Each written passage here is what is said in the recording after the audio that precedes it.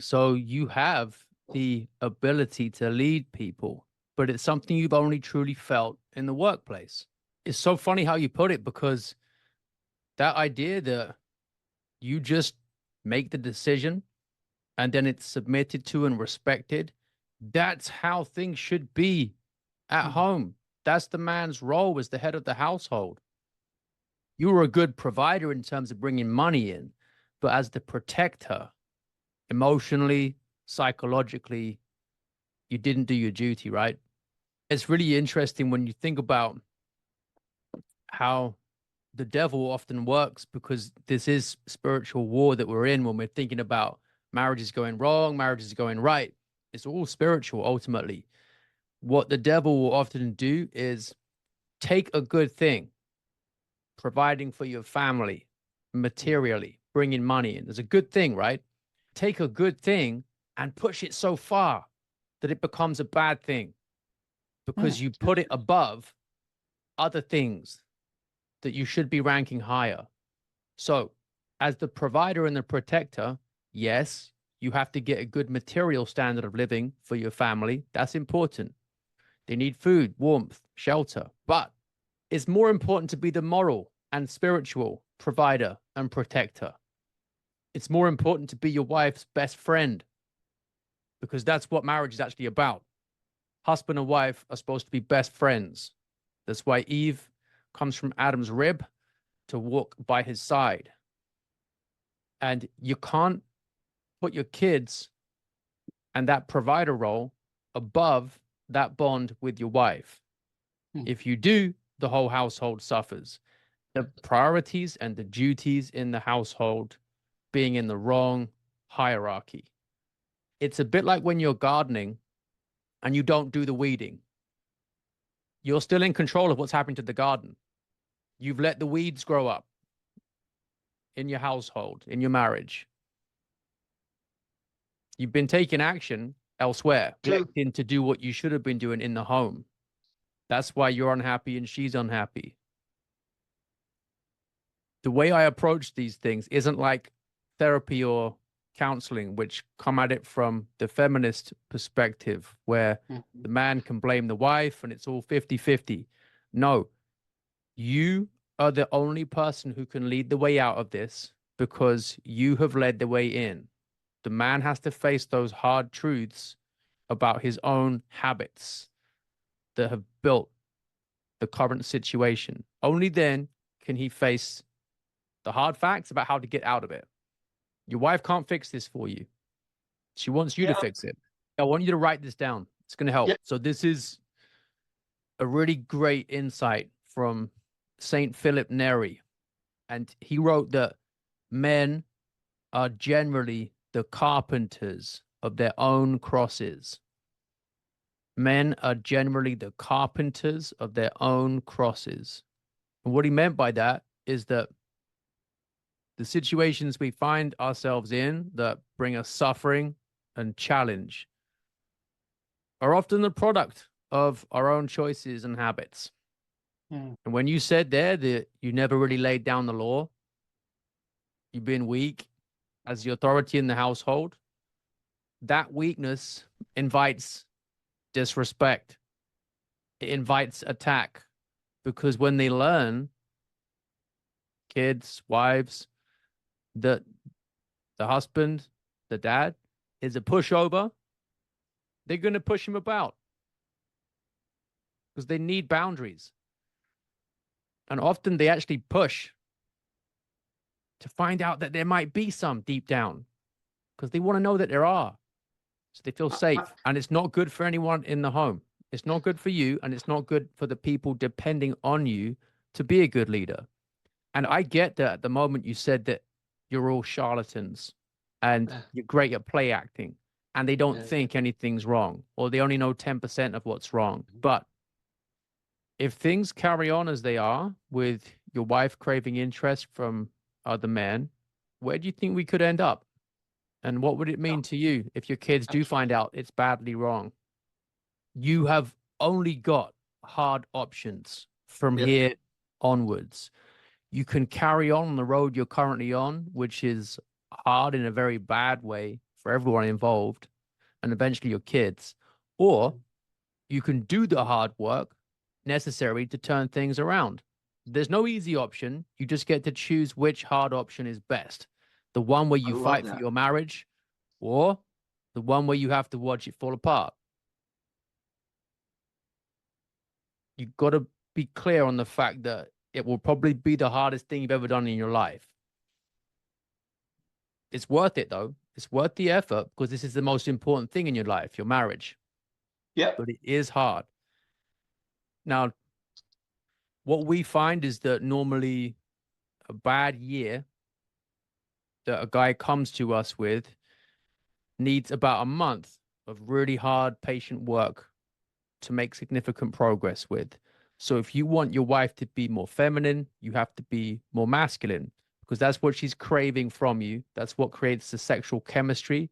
So we'd be looking at you becoming the leader in all day-to-day decisions. And that is what is going to make her feel that you're not just the material provider, but you're also the provider of fun emotional experiences. You're the provider of that sexual initiation too. You're the protector of her heart and her mind. So she's feeling cherished by you and also led by you day to day. She becomes a part of this exciting shared experience that is your life together rather than an afterthought who sometimes gets thrown a few crumbs of attention or interest at the end of the workday. I sympathize with what you've been through, but you got to understand that you can't substitute leadership at home with great leadership in the workplace. Your Right. real vocation as a man starts after your day job ends. Hmm. Okay. When you walk back in home after putting in your shift at work, that's when your actual job starts. Your paid work is just a starting point. The real test of you as a man comes at the end of that day. Really looking at how you are around the house, body language, tone of voice, how you handle arguments, how you convey calmness and confidence. So this disrespect that you're feeling right now will just become unthinkable because the whole energy you project around the house, the way you respect yourself more, and that commands respect from other people, you won't even need to announce, hey, things are different. I'm the leader now. People will just see it through actions, and that's far more powerful. And your wife will love it because she's been craving it for a long time now. We have to look at how things got this bad. What was it in your formation as a man that was missed out that has led to these weaknesses in your character that have made you put these duties and priorities in a hierarchy that's so off compared to what they should be? Most guys nowadays have never really been taught how to lead properly. They don't know what it looks like in a household because they've never seen it modeled when they were growing up. Hmm. They don't see it in marriages on TV. They don't see it in their friends' marriages. They're not taught how to do it step by step in church either. So they fall back on just trying to earn money because that's what the culture around us says is the measure of a man.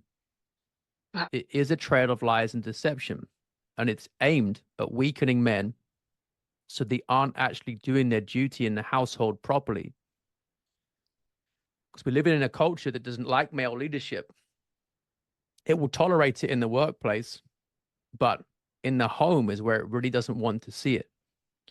So the problem we find is that all marriage problems boil down ultimately to masculinity problems. Because men set the tone. You're the head of the household. A fish rots from the head down. So does a marriage. So does a household. You have power in this situation. You've experienced the negative potential you have as the leader. Now it's time to recognize that's your role and take things in the other direction because no one else can do it except you. Most people, most men aren't ready. They don't have the skill to be able to lead. They only figure that out by failing, but those struggles can be your opportunity to actually grow. No woman will feel safe and confident following a man who is in his own way. And you've been in your own way for a while. You've been putting Absolutely. things at the top of your life that shouldn't have been there. We have to remind ourselves what the real point of all this is. Marriage is about raising your kids well, making sure that they have the best foundation for their own lives and can look to what you and your wife have set up as a model of marriage for them to learn from and build on. So that's really important. We look at how to lead wives also as mothers, how to lead daughters, how to lead sons, because the Christian man has to be the priest, prophet, and king of his household. He has to do all those roles: priest, prophet, king. But then one day, all your kids would have left home. They'll still look to you as an example of marriage. You'll still have an impact on them. But that day when the house is empty, except for you and your wife, that is when so many people just wake up, look at each other, and think, we were only together for the kids, but we weren't married to our kids. We're married to each other. And all these years, we haven't been acting that way.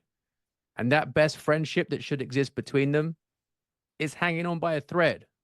And that's why so many divorces happen around retirement age when the kids leave home, because the couple is brought face to face with each other and they haven't been cultivating that friendship for the whole time they've been parenting. So you got to bear in mind here that apart from raising kids, the other big thing your marriage is about is that companionship and friendship. Your wife should be your best friend, and the way you live should reflect that, because you two really are walking together to help each other get to heaven. That's the spiritual purpose of marriage. And you got a duty to make this happen. She's in spiritual danger. You got to be the protector there too. You can turn this around.